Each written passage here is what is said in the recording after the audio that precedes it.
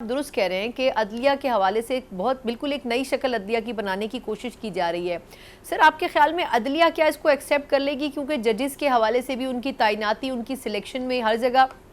Judicial commission کے ساتھ انہوں نے پارلیمانی کمیٹی کو نتھی کر دیا ہے۔ تو آپ کے خیال میں کیا اب عدلیہ جس طرح سے نئی پنپ رہی ہے اسلام آباد ہائی کورٹ کی صورت میں یا سپریم کورٹ کی صورت میں، کیا یہ ہضم کر سکے گی وہ یہ فیصلہ یا اس قسم کی امینڈمنٹ؟ یہ نہیں ہضم کر سکے گی، اور ان دنوں میں آپ دیکھیں گی کہ وکلاء بڑی تعداد میں، بہت تعداد میں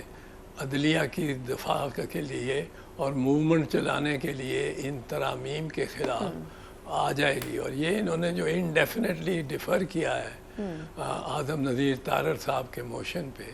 یہ اس وقت تک یہ سمجھیں گے کہ لوگ ان ترامیم کو،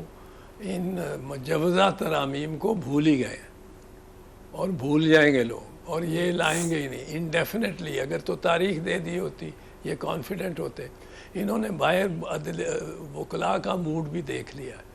اب بیانات آنے شروع ہو گئے قائدین کے، وکلاء کے، کہ ہم پیرا دیں گے عدالتوں کی آئینی اختیارات کا، اور ان امینڈمنٹس کے بارے میں وہ وکلاء کی رائے اکثر یہ ہے کہ یہ سیلف سرونگ امینڈمنٹس ہیں۔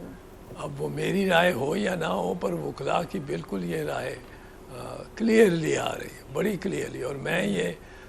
6 مہینے سے کہہ رہا ہوں کہ اگر عدالتوں کے ساتھ کسی اس گورنمنٹ نے چھیڑا تو یہ وکلاء اس میں بالکل ایک لہر کی طرح اٹھیں گے، ایک سمندری لہر کی طرح، سونامی کی طرح اٹھیں گے۔ اس وقت جو ذرا خاموش بھی ہیں، وہ بھی یہ وکلاء اب اجازت نہیں دے سکتے کہ ان کی عدلیہ کی بے توقیری ہو۔ سر اس میں ایک اور ضمنی سوال ہے سر، وہ یہ کہ آپ کے خیال میں یہ سیاسی جماعتوں کو بھی تو کھڑا ہونا چاہیے نا اس پوری سچویشن پہ۔ سر جے یو آئی فے صرف ایک واحد جماعت ہے جو اس میں کلیئر سٹانس پہ نظر آتی ہے، یعنی کہ نہ وہ ابھی حکومت کے ساتھ ہیں، نہ ابھی اتحادیوں کے ساتھ اپوزیشن میں کھڑی ہوئی ہیں۔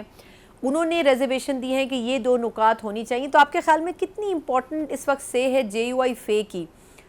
کیا آپ کو لگتا ہے کہ وہ ٹیبل ٹرن کر سکتی ہے، یا جو بنیادی تبدیلیاں یہ لانا چاہتے ہیں اگر وہ اس میں سے راستے سے ہٹ جائے تو پھر گورنمنٹ کے لیے بڑا آسان ہوگا لانا؟ 6 دن کے بعد، 12 دن کے بعد جب بھی یہ ملتی ہے پھر اسمبلی، اس وقت اور بھی حالات خراب ہوں گے حکومت کے لیے اس ان ترامیم کے حوالے سے، اور بھی خراب ہوں گے،